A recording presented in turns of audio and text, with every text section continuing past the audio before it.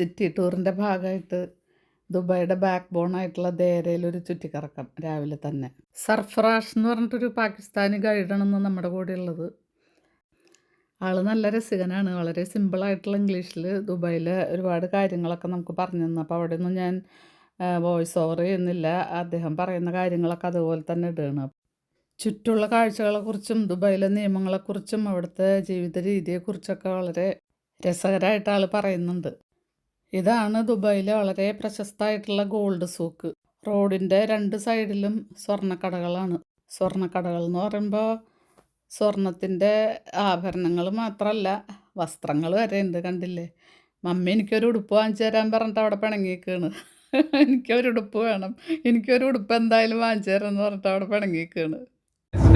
This is Gold Souk, this is Old City area, Dera area. Dera is still the backbone, business backbone, and the Old City traditions, cultures, the traditional dresses, food, everything stays in the hearts of the local people.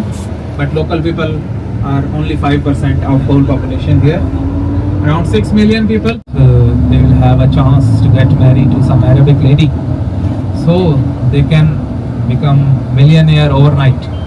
Lady marries to a non-Arabic man. First of all, her nationality is taken by the government. The second thing is the most part of her property is also taken by the government. So this mistake is never done by an Arabic lady to get married to some non-Arabic man. And same is the case if some Arabic man marries to a non-Arabic lady. See, she is not given the nationality until she gives birth to the third child. After the birth of third child, nationality is given to the non-Arabic lady, and the children get the nationality at the same time. And also the facilities of health and education is also the responsibility of the government. And whenever an Arabic man get married, he receives the gift of around 70,000 dirham from the government. And if an Arabic man wants to build house, the land is provided by the government, and also they assist in the construction. So these are the facilities provided to the nationals. Palm ജുമൈറയിലേക്കാണ് ഇപ്പോൾ നമ്മൾ പോയിക്കൊണ്ടിരിക്കുന്നത്. ദുബായിലെ ജുമൈറയിൽ Persian ഗൾഫിലുള്ള കൃത്രിമ ദ്വീപുകൾ ചേർന്നാണ് palm Jumeirah. Palm ജുമൈറയിൽ വീടുകളുണ്ട്, വില്ലകളുണ്ട്, പിന്നെ ആഡംബര റിസോർട്ടുകളും ഉണ്ട്. If you have a lot of money, you can buy your own man-made island, and you can then make your villa. മുകളിൽ കൂടെ ദുബായ് മെട്രോ ഉണ്ട് കേട്ടോ. പിന്നെ ഈ സൈഡിൽ കാണുന്നതൊക്കെ പലതരം കാറുകളുടെ ഷോറൂമുകളാണ്. ലോകത്തുള്ള എല്ലാത്തരം മുന്തിയ ആഡംബര കാറുകളും നമുക്ക് ഇവിടെ കാണാൻ പറ്റും. സൈഡിൽ നോക്കിയാൽ മെട്രോ കൂടെ ട്രെയിൻ പോകുന്നത് കാണാം. ഗൾഫ് രാജ്യങ്ങളിലെ ആദ്യത്തെ മെട്രോ ദുബായ് മെട്രോ ആണ്. പിന്നെ ഡ്രൈവർ ഇല്ലാതെ തികച്ചും യാന്ത്രികമായിട്ടാണ് ഈ മെട്രോ പ്രവർത്തിക്കുന്നത്. ലോകത്തിലെ ഏറ്റവും നീളം കൂടിയ മെട്രോ ദുബായ് മെട്രോ. അങ്ങനെ നമ്മൾ ദുബായിലെ ഏറ്റവും മനോഹരമായിട്ടുള്ള ഏറ്റവും നല്ലൊരു ബീച്ചിലെത്തി, ജുമൈറ ബീച്ച്. നല്ല വെളുത്ത പഞ്ചാര മണലുള്ള തീരവും പിന്നെ ഇളം നീല നിറത്തിലുള്ള വെള്ളവും. എത്ര നേരം വേണമെങ്കിലും ഇതിൻ്റെ ഭംഗി ആസ്വദിച്ചിരിക്കാൻ പറ്റും. പക്ഷേ നല്ല നട്ടാപ്പാറ വെയിലത്താണ് ഞങ്ങളിവിടെ വന്നത് ഉച്ച സമയത്ത്. സൺസ്ക്രീനൊക്കെ നല്ലോണം വാരി പൂച്ചിട്ടുണ്ട്. അതല്ലെങ്കിൽ തൊലിയൊക്കെ പൊള്ളി അടർന്നു പോകും, അത്രയ്ക്ക് വെയിലാണ്. ഇവിടെ കുറേ ആൾക്കാർ ബീച്ചിൽ ഇറങ്ങിയിട്ടുണ്ട്. പിന്നെ ജലകായിക വിനോദങ്ങളിൽ ഏർപ്പെട്ടിരിക്കുന്ന ആളുകളുണ്ട്, സൺബാത്ത് നടത്തുന്ന ആളുകളുണ്ട്. പല രാജ്യങ്ങളിൽ നിന്നും ഒരുപാട് സഞ്ചാരികൾ എത്തിയിട്ടുണ്ട്. ഈ ബീച്ചിനോട് ചേർന്ന് കാണുന്നത് ഇവിടുത്തെ ഏറ്റവും പ്രശസ്തമായിട്ടുള്ള 2 ഹോട്ടലുകളാണ്, ജുമൈറ ബീച്ച് ഹോട്ടലും ബുർജുൽ അറബും. ഇവിടെ ഒരു മുറിക്ക് ഒരു ദിവസത്തെ ചാർജ് ഏതാണ്ട് 2000 തുടങ്ങി 5000 ദിർഹം വരെയാണ്. എന്ന് വെച്ചാൽ 23 കൊണ്ട് ഗുണിച്ചാൽ മതി 2000-ന്, അതല്ലെങ്കിൽ 5000-ന്. നല്ല വെയിലായതുകൊണ്ട് നമ്മൾ അധികം സമയം അവിടെ നിന്നില്ല. തിരികെ വന്ന് ബസ്സിൽ കയറി. നമ്മളെ കാത്ത് ഗൈഡ് അവിടെ നിൽക്കുന്നുണ്ടായിരുന്നു.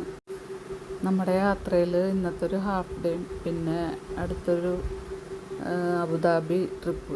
അന്നത്തെ ദിവസം മാത്രമാണ് ഗ്രൂപ്പായിട്ട് നമ്മൾ യാത്ര ചെയ്തത്. ബാക്കിയൊക്കെ പ്രൈവറ്റ് വെഹിക്കിൾ വന്നിട്ട് നമ്മളെ കൊണ്ടുപോയിരുന്നു. ഞാനും മമ്മി മാത്രമേ ഉണ്ടായുള്ളൂ. ഈ ഭാഗത്ത് നമ്മുടെ അംബാനിക്കും ഷാരൂഖ് ഖാനൊക്കെ വില്ല ഉണ്ടെന്ന് നമ്മുടെ ഗൈഡ് പറഞ്ഞു തന്നിട്ടാണ്. Blue Water Island is also one of the most expensive land on Dubai side. This is on the man-made island.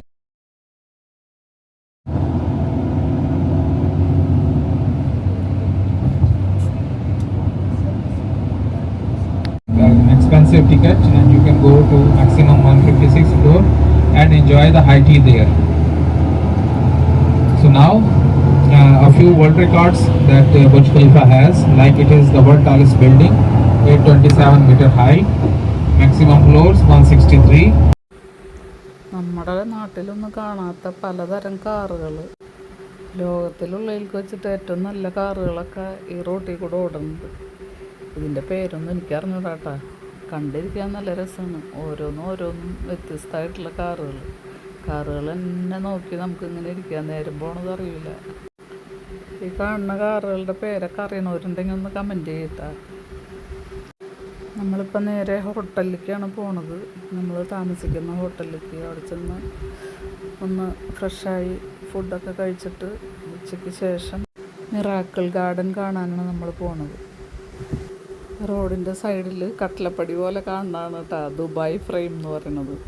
അവിടെ നമുക്ക് പോകാനും അവിടെ നിന്നും ഫോട്ടോ എടുക്കാനൊന്നും പറ്റിയില്ല. വെറുതെ റോട്ടിൽ കൂടെ അങ്ങോട്ടും ഇങ്ങോട്ടും പോയപ്പോൾ പല പ്രാവശ്യം കണ്ടു എന്ന് മാത്രം.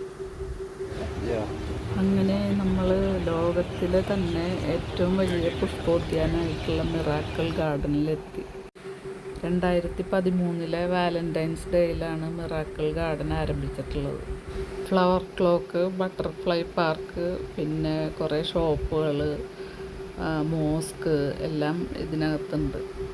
120 ഇനങ്ങളിലായിട്ട് 150 ദശലക്ഷത്തിലധികം പൂക്കൾ ഇവിടെ ഉണ്ടെന്നാണ് പറയപ്പെടുന്നത്.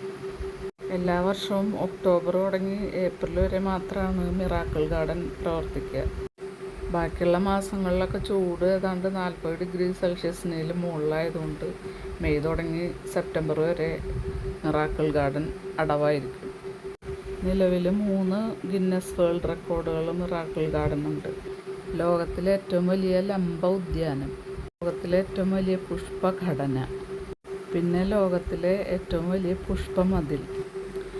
ഏകദേശം 22 ദശലക്ഷം പൂക്കൾ കൊണ്ട് അലങ്കരിച്ചിട്ടുള്ള പുഷ്പമതിലാണ് ഇവിടെ ഉള്ളത്. പൂക്കൾ കണ്ട് ഭ്രാന്തായി എന്ന് പറയില്ലേ, ആ ഒരവസ്ഥയാണ്. എവിടെ തിരിഞ്ഞാലും പല തരത്തിൽ, പല നിറത്തിൽ, പല രൂപത്തിലൊക്കെ അറേഞ്ച് ചെയ്ത് വെച്ചിട്ടുള്ള പൂക്കൾ. എവിടേക്ക് നോക്കണം, ഏതൊക്കെ കാണണം, ഏതൊക്കെ ക്യാമറയിൽ പകർത്തണം, ഒന്നൊരു പിടിയില്ലാത്ത അവസ്ഥ. ഈ മിറാക്കിൾ ഗാർഡനിൽ എവിടെ തിരിഞ്ഞാലും കാണാവുന്ന ഒരു ഐക്കൺ എന്ന് പറയുന്നത് ഈ ഒരു ഹാർട്ട് ഷേപ്പിലുള്ള ടണലാണ്. പല സ്ഥലത്തും ഈ ഗാർഡനിൽ ഇങ്ങനെ കാണാം. രാവിലെ തുടങ്ങി നടന്ന് കാലൊക്കെ അത്യാവശ്യം നല്ല വേദനയായി തുടങ്ങിയിട്ടുണ്ട്. ഇനിയിപ്പോൾ നമുക്ക് ഇന്ന് ഗ്ലോബൽ വില്ലേജും കൂടെ കവർ ചെയ്യാനുണ്ട്. അപ്പോൾ സന്ധ്യ ആയി തുടങ്ങി.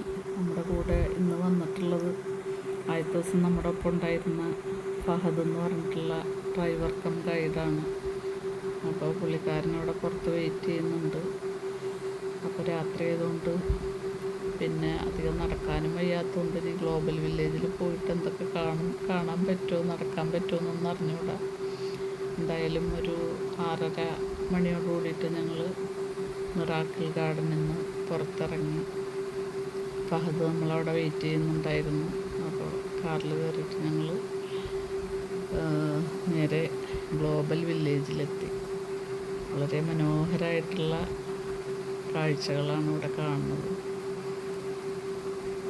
ഗ്ലോബൽ വില്ലേജിൻ്റെ പ്രവേശന കവാടം നല്ല ഭംഗിയുള്ള ലൈറ്റുകളൊക്കെ കൊണ്ട് അലങ്കരിച്ചിട്ടുണ്ട്. അങ്ങനെ പല കളറിൽ ഇങ്ങനെ മാറി മാറി വരുന്നത് കാണാൻ നല്ല രസമുണ്ട്. ഇവിടെ എത്തിയപ്പോഴേക്കും ഒരുവിധം അവശത ആയി. പല രാജ്യങ്ങളുടെയും ഉൽപ്പന്നങ്ങൾ പ്രദർശിപ്പിക്കുന്ന സ്റ്റോളുകളാണ്, വിൽപ്പനയുണ്ട്, നമുക്ക് വാങ്ങാം. പക്ഷേ കാലൊക്കെ നല്ല വേദന ആയതുകൊണ്ട് അധികം അവിടെ കറങ്ങാനൊന്നും നിന്നില്ല. ജസ്റ്റ് ഒന്ന് ചുറ്റിക്കറങ്ങിയിട്ട് ഞങ്ങൾ വേഗം ഹോട്ടലിലേക്ക് മടങ്ങി. അങ്ങനെ അന്നത്തെ ദിവസവും അവസാനിച്ചു.